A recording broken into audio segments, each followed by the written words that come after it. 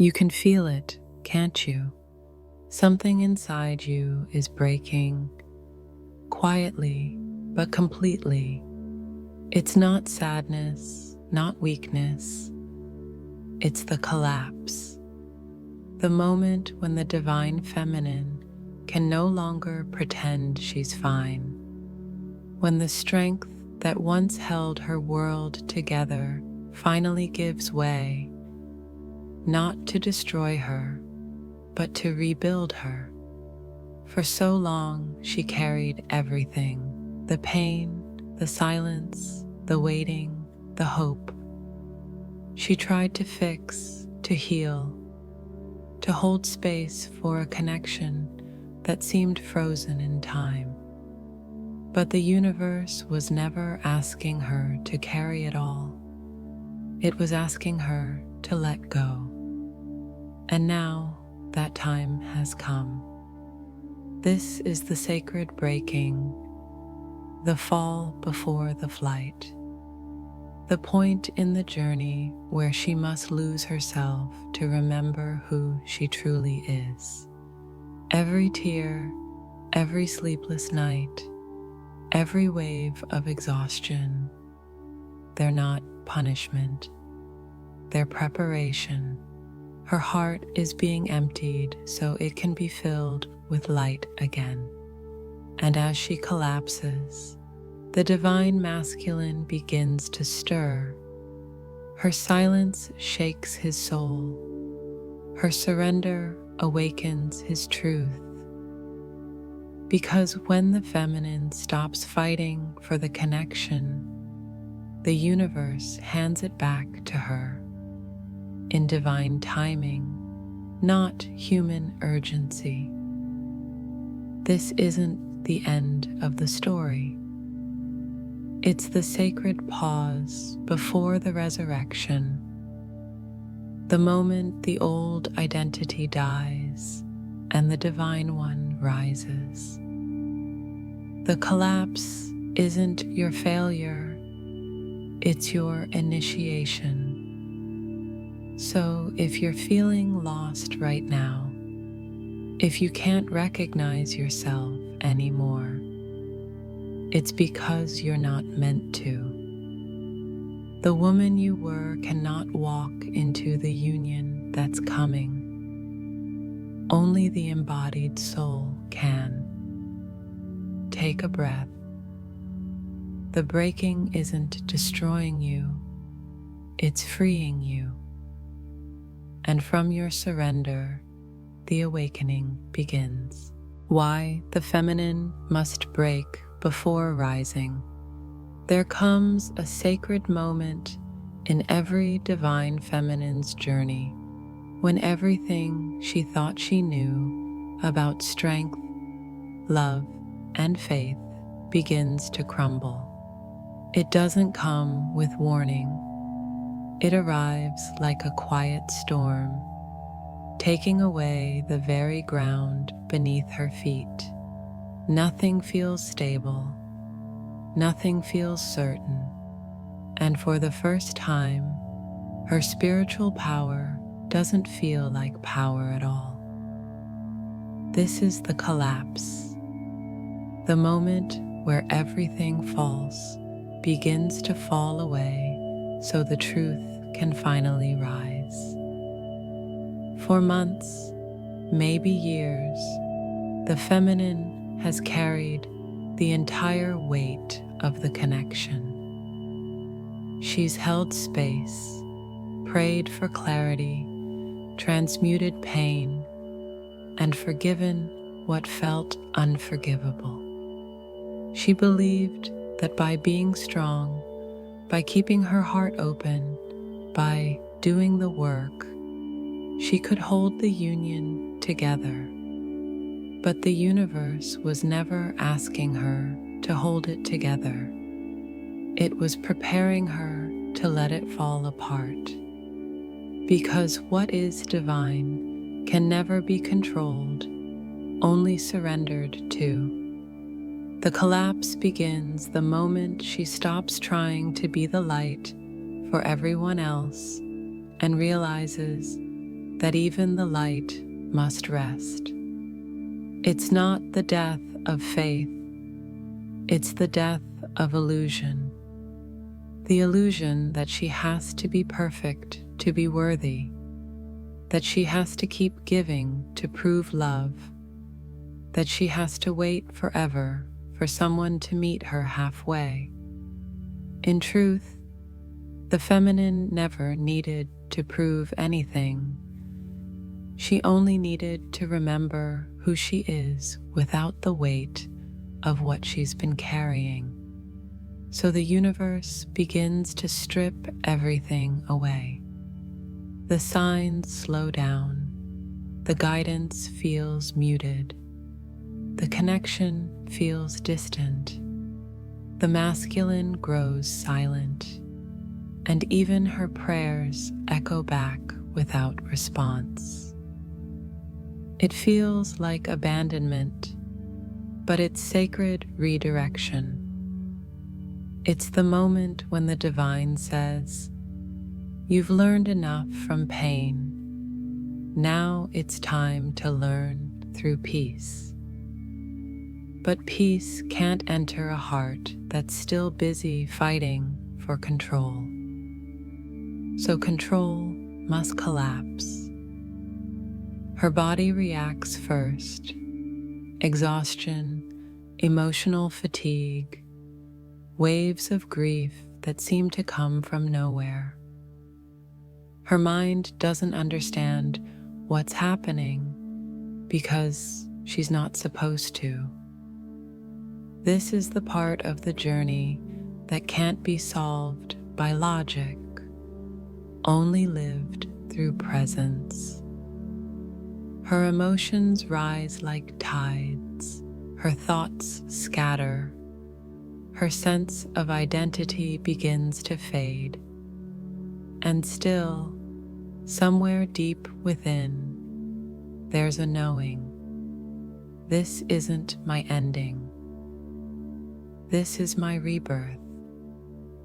In the collapse, the feminine learns her greatest truth, that surrender is not defeat, it's divine alignment. That losing control is not failure, it's freedom. And that breaking down is not the opposite of rising, it's the very way she does. The heart that shatters becomes the vessel for higher love. The hands that release become open to receive. The silence she once feared becomes the temple where her higher self begins to speak. Ask yourself, have you been holding on so tightly that the universe has no space to move? Are you confusing effort with faith? Because sometimes the greatest leap forward begins with the fall. As she surrenders, the masculine begins to feel it too. The shift in energy, the loss of the pull he once resisted. Her energy no longer reaches out in longing, it retreats into wholeness. And that absence becomes his awakening. He begins to feel what she once carried, the ache, the confusion, the magnetic pull toward truth. Her collapse doesn't push him away, it pulls him inward, because when the feminine stops trying to save the connection, the universe begins saving it for her. The collapse is not the end of her strength, it's the beginning of her embodiment. She's not meant to rise as who she was, but as who she was always destined to become. The one who no longer seeks love because she is love. The one who no longer fears endings because she understands that every ending is a portal. And the one who no longer waits for union because she carries union within her frequency. So if you feel empty right now, if the silence feels heavy and the tears won't stop, breathe. You are not falling apart. You are falling into alignment. The divine is reshaping you into the vibration that can hold what you've prayed for. This is not your undoing. This is your unveiling. The collapse is sacred because only through the breaking can the true feminine finally rise. At some point, every divine feminine must face the one truth she's been avoiding. Control was never protection, it was resistance. For lifetimes, she believed that being in control meant being safe, that holding everything together would guarantee the outcome her heart desired. But in the twin flame journey, control is the illusion that keeps love just out of reach. Because union doesn't happen through force, it happens through flow. The moment she loses control is not the moment she fails. It's the moment she aligns. It's when the soul takes over and everything she thought she was begins to dissolve. Her plans, her expectations, her timelines all start to fall away. And it feels terrifying at first, like she's losing herself, her purpose, her direction. But what's really happening is that she's being emptied of everything that doesn't belong to her highest vibration.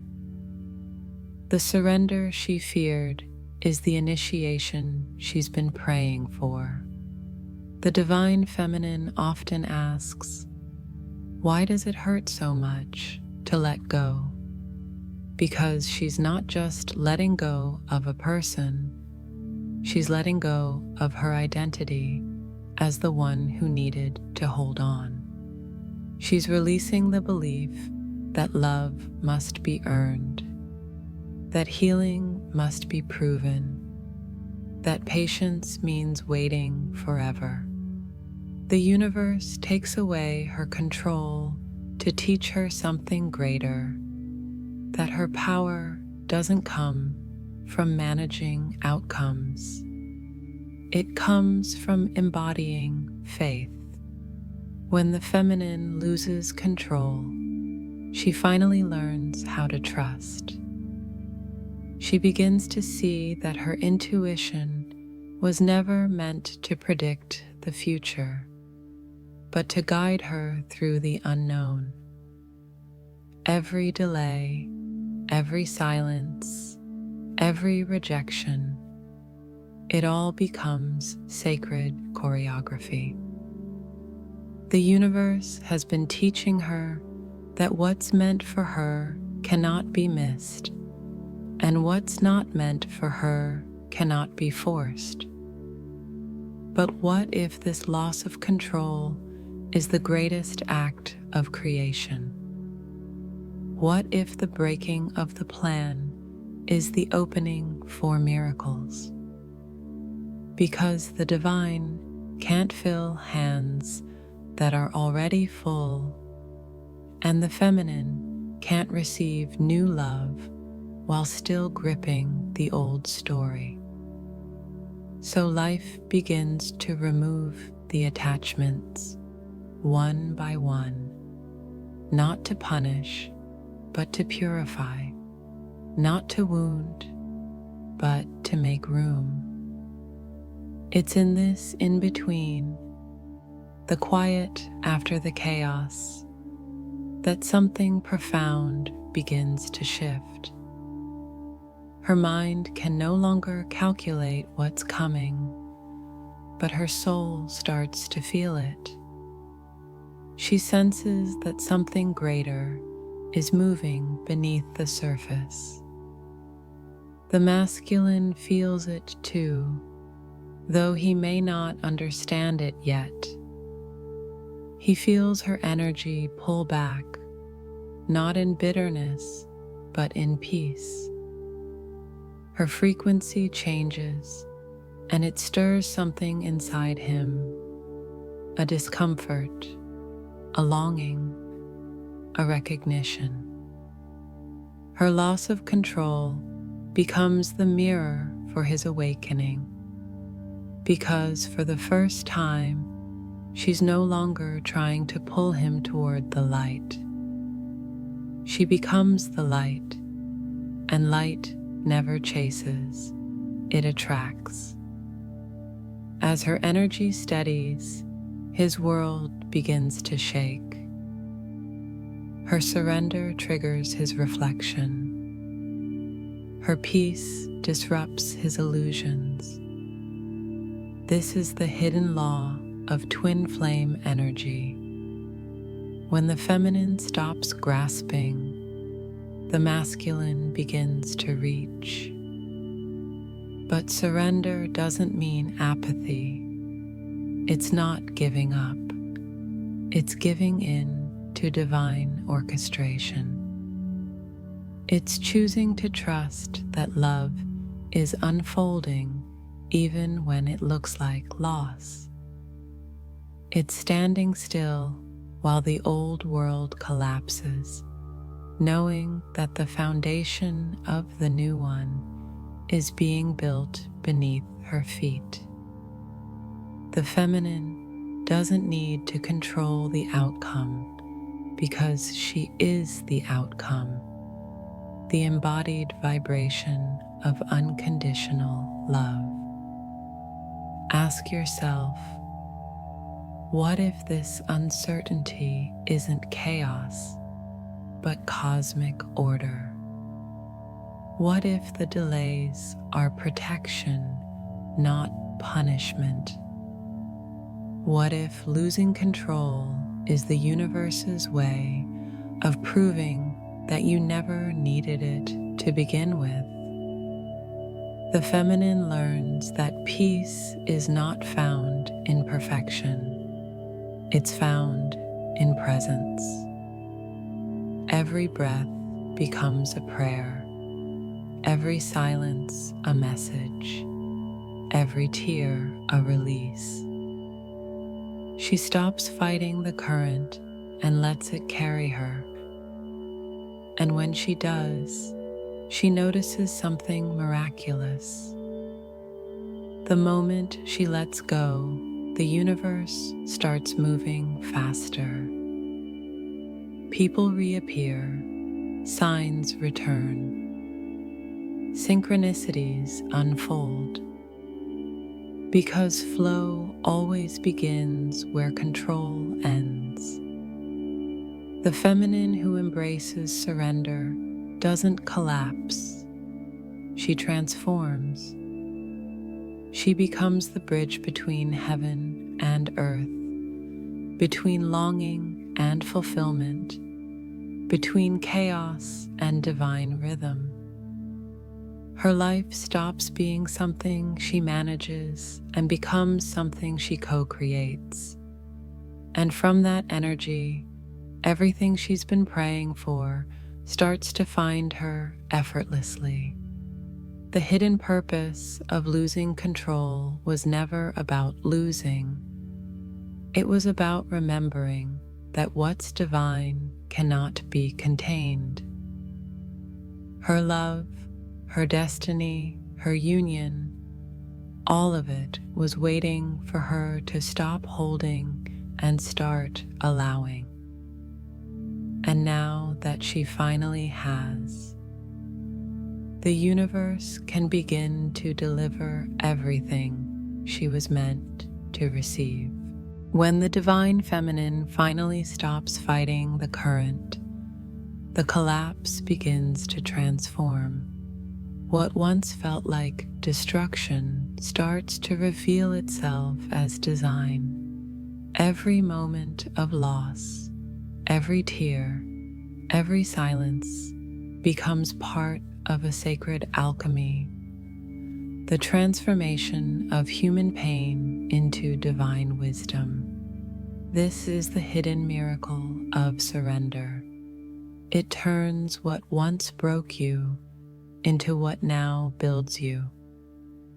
At first, surrender feels like dying.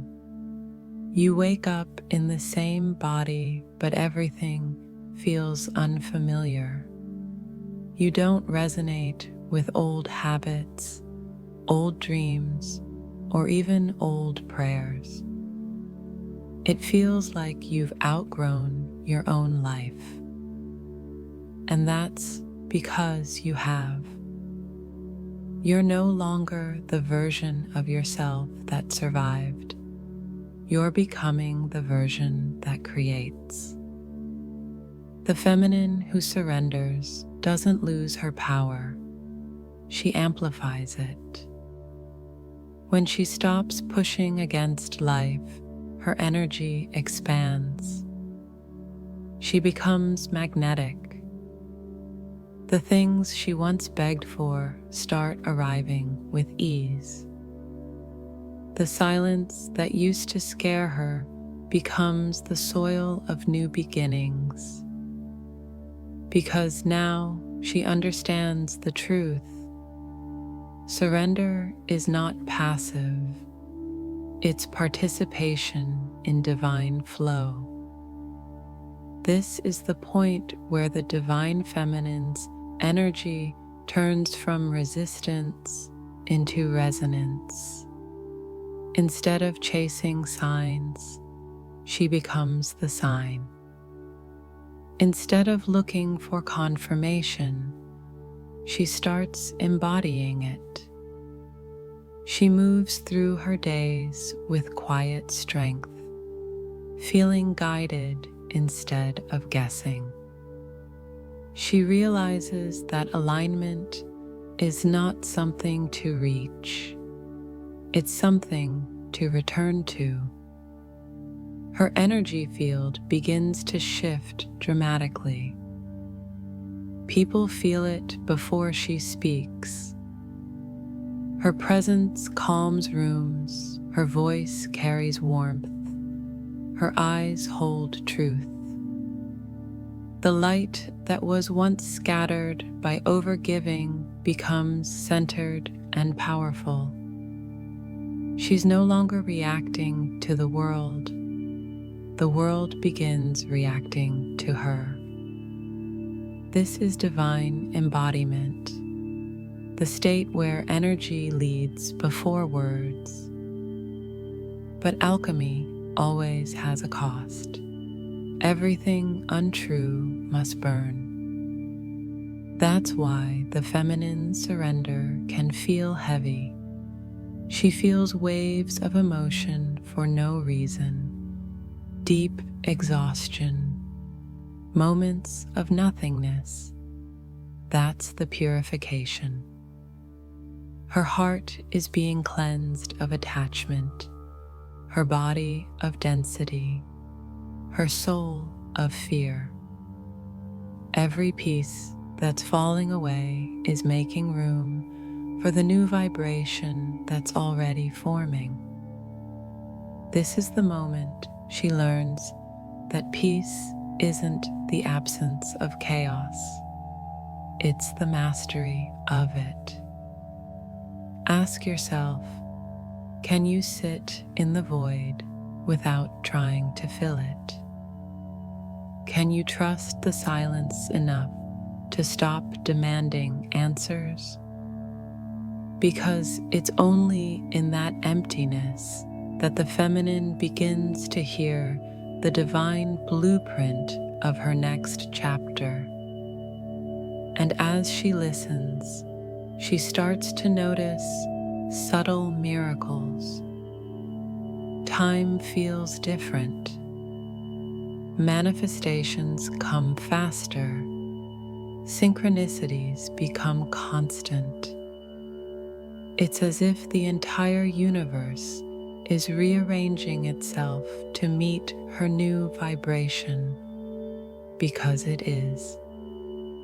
Surrender turns her from a seeker into a creator, from a dreamer into a vessel.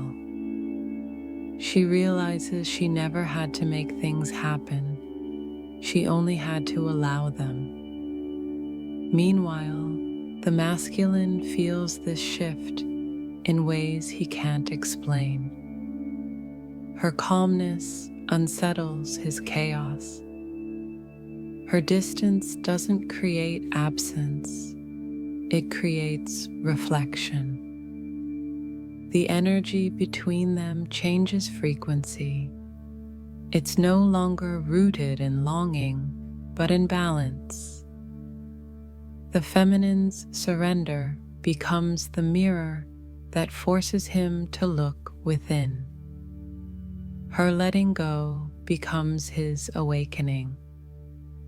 Because when she releases control, he loses the shadow that kept him comfortable.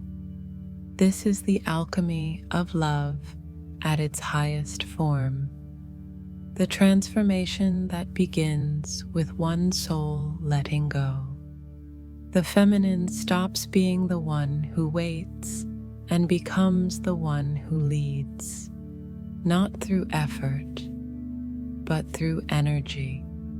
She no longer moves by fear or urgency, but by trust. She embodies the truth that nothing divine requires chasing. And through that vibration, everything that belongs to her begins to arrive. So if you're in that space of surrender, the quiet after the collapse, don't rush to fill it. Stay there, because this is where the phoenix is born, where endings turn into beginnings, and where the feminine finally realizes that surrender is not falling, it's rising differently. How her collapse triggers his awakening. When the divine feminine collapses, it doesn't just transform her, it shifts the entire energetic field of the connection. For a long time, she was the anchor that held the vibration between them. She prayed, healed, forgave, and waited, carrying the connection through sheer devotion. Her energy was the light that kept the bond alive, even when he couldn't see it. But the universe never meant for her to carry it forever. Her collapse is not failure, it's divine strategy. Because the moment she lets go, he begins to wake up. For the divine masculine, her withdrawal feels like a void. He doesn't understand it at first. He just senses that something is missing. The energy he used to feel, the constant warmth that silently comforted him, is gone. He feels restless, distracted, uneasy. It's not her absence he's feeling, it's the absence of her holding. And that absence becomes the mirror through which he finally sees his own reflection. The feminine's collapse creates silence, and silence is the one language the masculine cannot ignore. When her energy stops reaching out, his soul starts reaching in. He begins to feel emotions he buried for years: guilt, longing, confusion, and an ache that has no logical source. This is the start of his awakening. When the comfort of her unconditional energy fades, he's forced to face the parts of himself that have been asleep. At first, he resists it. He tries to distract himself, to fill the emptiness with noise, work, people, old habits, but none of it works anymore. Her energy has imprinted him too deeply. The peace she used to project now lives inside him, and its absence exposes every unhealed shadow. He can't hide from himself because she's no longer doing it for him. Her collapse breaks the energetic codependency, and in that breaking, he is reborn. It's in her surrender that his initiation begins. Her silence becomes the echo that wakes him. Her distance becomes the mirror that shows him what he's been avoiding. For the first time, he starts to question, why does her absence feel like truth?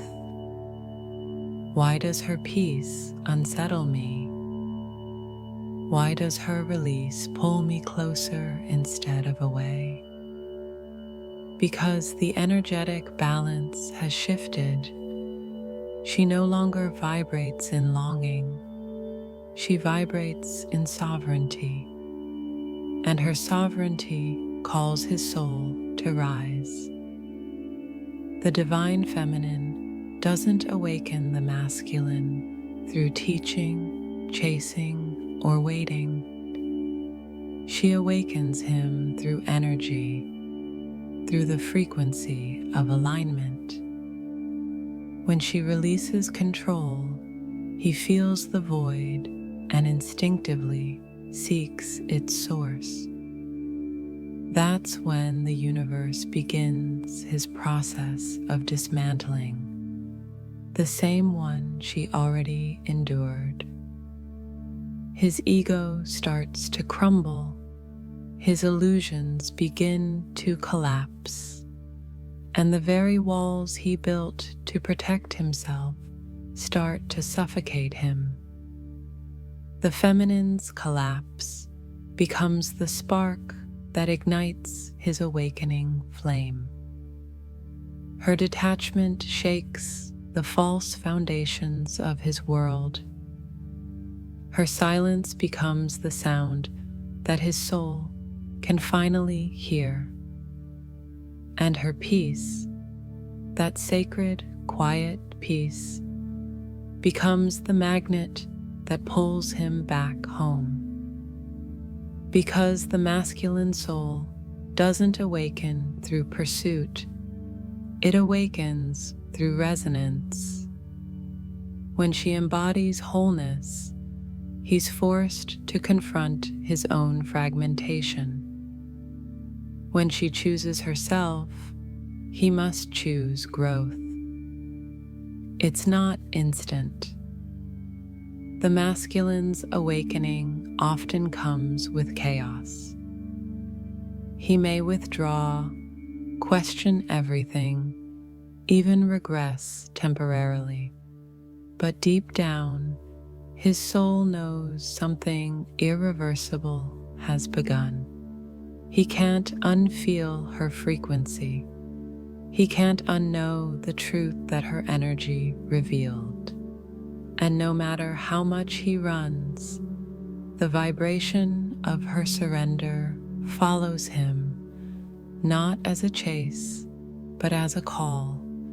This is the divine rhythm of twin flames. One soul leads through falling, the other rises through reflection. The feminine's collapse was never about losing him. It was about awakening him.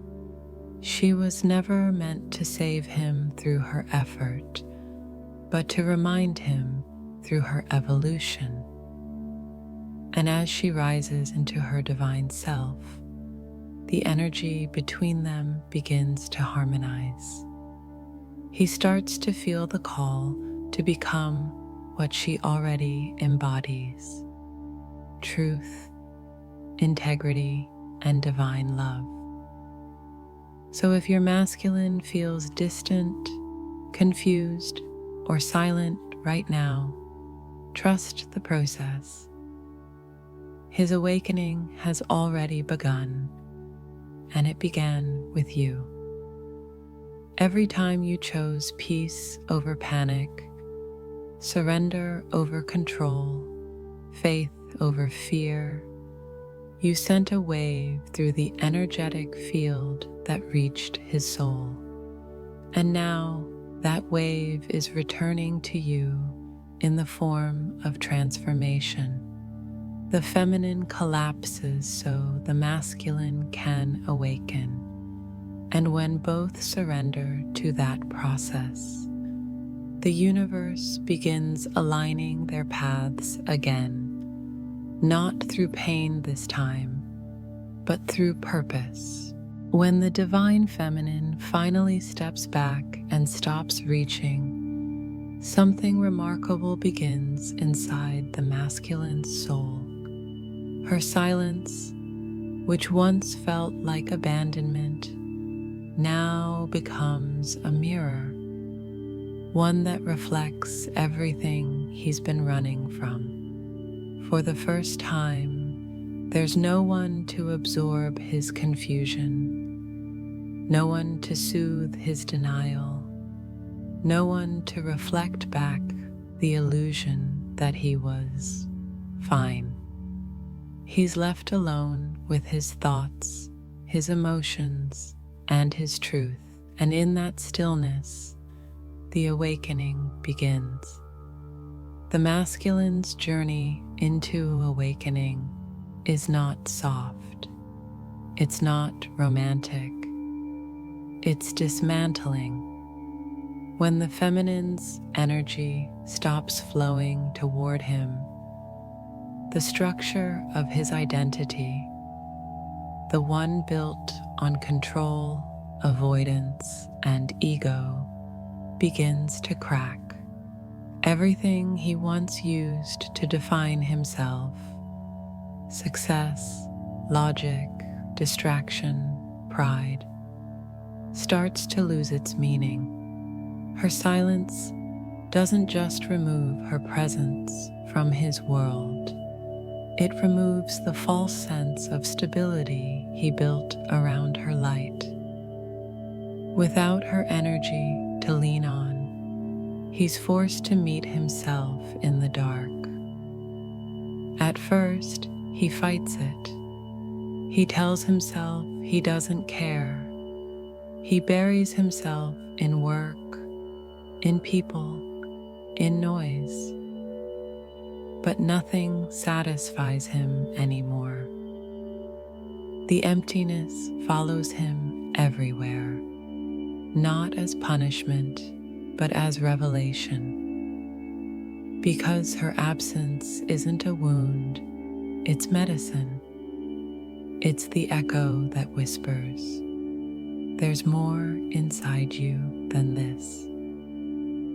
The masculine begins to see the truth of his own reflection, that the very love he pushed away was the love he was starving for, that his fear of intimacy was never about her, it was about his fear of being seen, and that the feminine's unconditional energy wasn't pressure, it was an invitation to grow.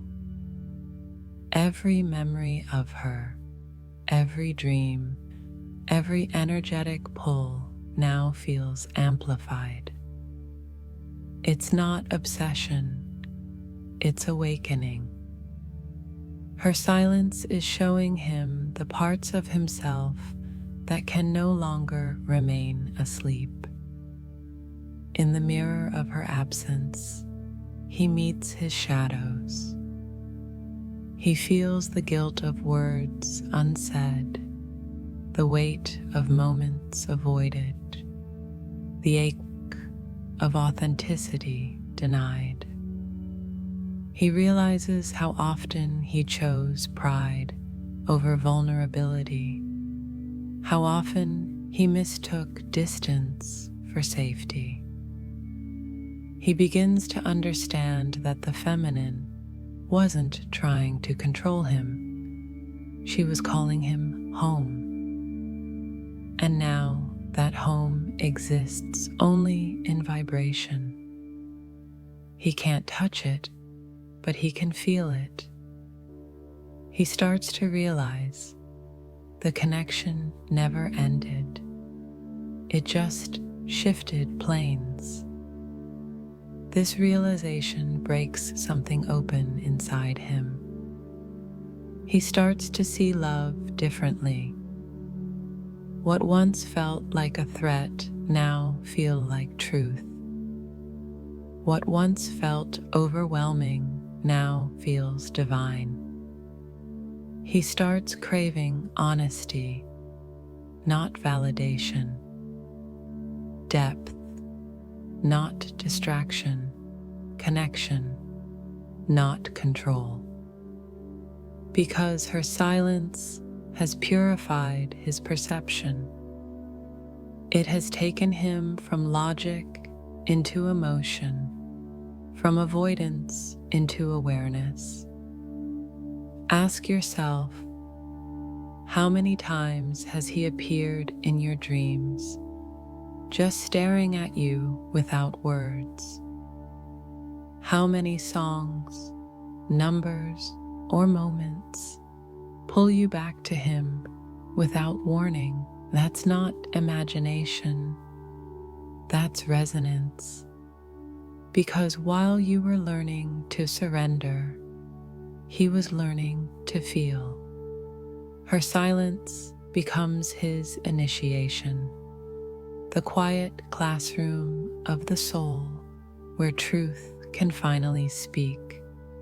The masculine's shadow work begins with confusion, but it ends with clarity. He starts to remember who he was before the world told him not to feel. He begins to soften, to question, to seek. The pain that once scared him now pushes him toward purpose. The feminine's energy becomes his inner compass, not as an addiction, but as a direction. He senses her peace and wants to find that same stillness within himself. And that desire, that longing to become whole, is the foundation of his awakening. The mirror of her silence is sacred. It's not rejection, it's reflection. It's not punishment, it's purification. Through her stillness, he begins to hear the voice of his own soul again. Through her detachment, he begins to detach from illusion. And through her peace, he begins to seek the divine within. What he doesn't realize is that this entire time, she was never leaving. She was leading. Her silence wasn't a door closing. It was a portal opening. And on the other side of that portal, he's not meeting the old version of her. He's meeting the version of himself that can finally rise to meet her energy. So if the feminine is quiet now, if she no longer reaches out, know that her silence is doing what her words never could. It's awakening him. And when he finally understands the reflection, he won't return to her out of longing, but out of recognition, because in her silence, he found himself. After the feminine collapses and the masculine awakens, the connection enters its most delicate stage. the sacred preparation. It's the quiet before the convergence, the space where everything unseen begins to organize itself in divine order. It might look like stillness, but it's not.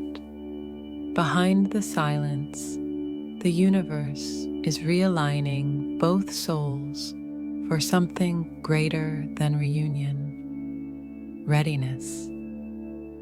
Because union is not a reward for waiting, it's a frequency that must be sustained. This stage is often misunderstood. Many think it's about reconciliation or communication. But what's really happening is energetic engineering. The universe begins refining both of them so that when they meet again, they don't repeat the old cycles. They embody new ones. Everything now is about alignment, stability, and embodiment. No more chasing, no more proving, no more trying to fix what only energy can balance. The feminine starts to notice the difference first. She feels lighter, clearer, calmer. The emotions that used to control her no longer have power. She may still think of him, but it no longer hurts. It flows. That's how she knows her heart has healed, not through forgetting, but through remembering who she is. Her energy now radiates peace, not longing. She's not looking for the masculine anymore. She's holding space for his evolution. And that's the moment the universe declares she's ready. At the same time, the masculine begins his preparation in silence. He starts questioning his patterns, his choices, his distractions. The life that once fit him feels tight now. He senses that something deeper is calling, even if he can't name it. Dreams intensify, synchronicities multiply, emotions rise unexpectedly. This is his soul being pulled toward truth, the truth that love was never outside him, it was waiting within. The feminine's peace becomes his compass. The memory of her vibration becomes his North Star. And for the first time, he stops resisting what he feels. The universe is meticulous during this phase. It will remove distractions, dissolve false timelines, and test both energies one last time. It's not punishment, it's purification. Old karmic ties may resurface briefly, not to trap them, but to confirm that the lesson is complete. The feminine might sense his pull energetically, a wave of emotion, a dream, a sudden ache in the heart, not as regression, but as synchronization. Their fields are tuning to the same frequency. This is divine calibration. Ask yourself, can you hold peace even when nothing is happening? Can you trust that stillness doesn't mean delay, but design? Because this stage requires absolute surrender. It's where the feminine learns to embody her divinity in every moment, to be love instead of waiting for love. It's where the masculine learns to lead through authenticity instead of fear. Each of them is being refined into the highest version of themselves, so that when they finally meet again, they don't collide, they merge. The signs of nearing union start to appear subtly. Her energy stabilizes. His communication becomes intentional. External obstacles begin to dissolve. Synchronicities intensify. The same numbers, the same songs, the same messages. But the difference now is the feeling. It no longer feels desperate or uncertain. It feels inevitable. That's how you know you're close, when peace replaces urgency. The feminine's role now is to protect her frequency, to nurture her heart, ground her energy, and trust that the timing is not hers to manage. Because the universe only delivers sacred love when both hearts can sustain it. And the masculine's role is to rise, not to chase, but to meet. He's being prepared to stand beside her, not behind her, not above her, beside her. That's the blueprint of divine partnership. Equality in vibration, balance in purpose, unity in truth. The preparation for union isn't glamorous. It's quiet, disciplined, holy. It's learning to breathe faith even when nothing moves. It's choosing to believe that the love you felt was real enough to endure the silence. It's knowing that the separation was never rejection, it was refinement. Because when the feminine finally learns peace and the masculine finally learns presence, the universe begins to move. Suddenly, the energy shifts. The distance doesn't feel like absence anymore. It feels like alignment. The connection doesn't pull painfully. It harmonizes effortlessly. And both begin to feel the same knowing rising inside them. Something is coming, not chaos, not loss, but completion. This is the final polishing before the meeting of souls. The phase where you no longer pray for union, you embody it. Because the universe never denies alignment. It only waits for readiness. And that readiness is what you've been building in silence all along. The storm has passed. The silence has served its purpose. And now, something begins to move beneath the surface, quietly, powerfully, inevitably.